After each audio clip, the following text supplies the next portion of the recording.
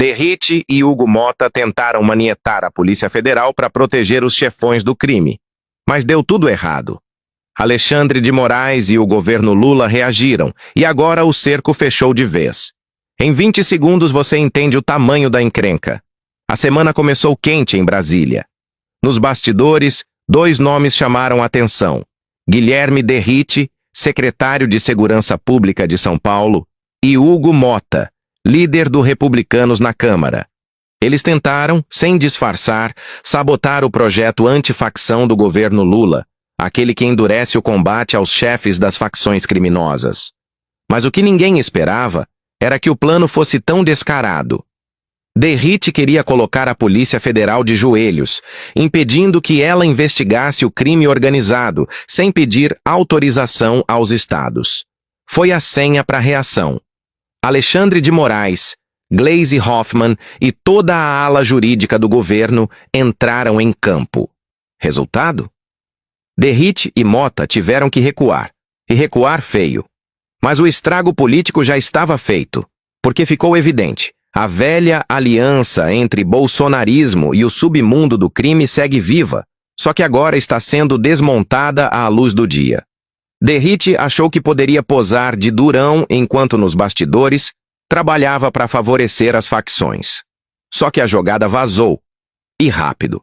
O relatório dele ao Congresso sobre o projeto antifacção enviado por Lula era praticamente um manual de sabotagem. No texto, o secretário de Tarcísio de Freitas tentava restringir o poder da Polícia Federal, obrigando-a a depender de autorização dos estados para investigar o crime organizado. Traduzindo, os chefões das facções, que tanto temem a PF, teriam um escudo político construído pelo próprio bolsonarismo. Mas tem um detalhe que o próprio Derrite não esperava. A reação foi imediata. Juristas, ministros e até a própria PF classificaram o parecer como inconstitucional e um presente às facções. E quando Gleisi Hoffmann falou, foi sem rodeios. As mudanças de Derrite tiram a Polícia Federal do combate ao crime organizado. É um presente para as facções que atuam em todo o país, inclusive no mercado financeiro. A fala repercutiu em Brasília como um tiro de alerta. O recuo veio logo em seguida. Derrite tentou dourar a pílula, dizendo que a PF continuaria participando de forma integrativa e cooperativa. Só que, nos bastidores, o clima era de revolta, e o mal já estava feito. Mas a parte que ninguém mostrou é o pano de fundo disso tudo: as conexões entre o bolsonarismo e o crime organizado. Elas não são novas, e cada dia aparecem mais evidências. O traficante de armas do Comando Vermelho, conhecido como TH Joias, tem laços diretos com Cláudio Castro, governador bolsonarista do Rio. O tesoureiro do mesmo grupo, Gabriel Dias de Oliveira, também frequentava o gabinete de um secretário de Castro. E como esquecer o nome que virou símbolo dessa ligação? Adriano da Nóbrega, o miliciano-chefe do escritório do crime. Assassino profissional e íntimo da família Bolsonaro. A mãe e a ex-mulher dele, lembrando, eram funcionárias fantasmas no gabinete de Flávio Bolsonaro. Tudo isso já era de conhecimento público. Mas agora, com Derrite e Hugo Motta agindo abertamente para blindar os chefões, ficou escancarado. A aliança entre o bolsonarismo e o crime organizado é política, financeira e ideológica. E é aqui que a trama vira. Enquanto a PF avança com operações históricas, como a Operação Carbono Oculto, a maior da história contra o PCC e o tráfico de armas e dinheiro, Derrite tentou travar justamente esse tipo de ação. Parece coincidência? Difícil acreditar. A proposta dele dizia, na prática, que a PF teria que se submeter aos estados para investigar facções. Ou seja, um instrumento perfeito para governadores bolsonaristas controlarem ou atrasarem investigações. Foi o alívio momentâneo que os chefões esperavam. Mas durou pouco. Logo, uma onda de protestos tomou as redes, juristas se manifestaram, e até dentro do governo paulista a pressão cresceu. Derrite percebeu que o fogo político se voltava contra ele, e recuou. Mas não foi por consciência, foi por medo. Nos bastidores de Brasília, o comentário é um só. Ele recuou para não se queimar junto com o PCC. A Polícia Federal não deixou barato. Fontes internas disseram que o recuo não muda o problema central. O texto ainda restringe a autonomia da PF e mantém o risco de interferência política.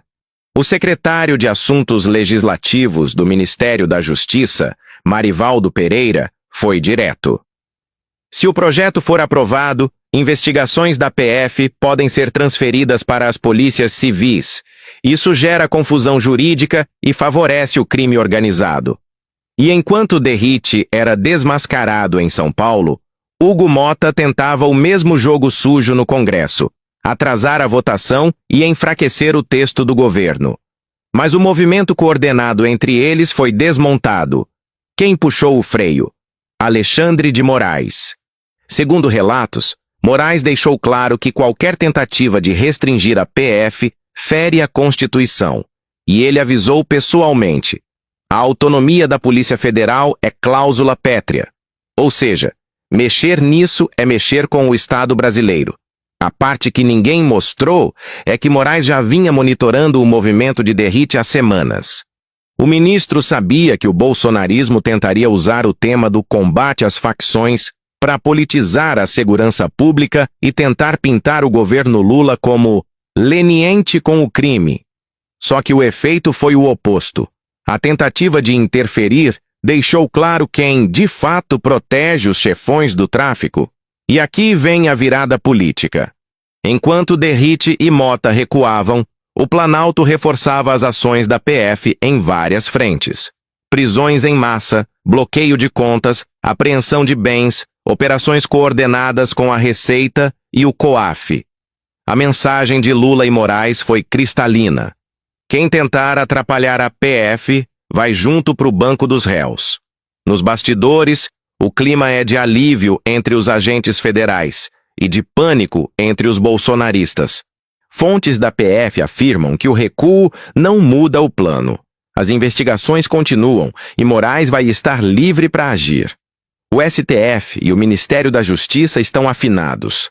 A ordem é simples: não dar trégua à bandidagem, nem aos que tentam protegê-la. E enquanto o bolsonarismo fala em guerra às drogas, os fatos mostram outra coisa. Nas favelas, operações midiáticas com dezenas de mortos. Sempre os mais pobres, nunca os chefes. Na Penha e no Alemão, 121 mortos e nenhum chefão preso. Um teatro de sangue para esconder a blindagem da cúpula do crime. E Derrite faz parte desse script. Mas tem um detalhe que muda o jogo global: a tentativa de importar o conceito de narcoterrorismo, criado por Donald Trump. A ideia era enquadrar facções como organizações terroristas, abrindo caminho para a intervenção dos Estados Unidos em território brasileiro. Sim, Trump e seus aliados bolsonaristas queriam isso, uma brecha para meter o bedelho na soberania do Brasil. Juristas alertaram, e Lula agiu rápido. O Planalto rejeitou o texto e impediu que o país virasse uma plataforma de intervenção estrangeira. O recuo de Derrite, portanto, não foi só político, foi estratégico. Ele percebeu que, se insistisse, cairia não só perante a opinião pública, mas também diante da justiça. E com Alexandre de Moraes no radar, ninguém em Brasília quer comprar essa briga.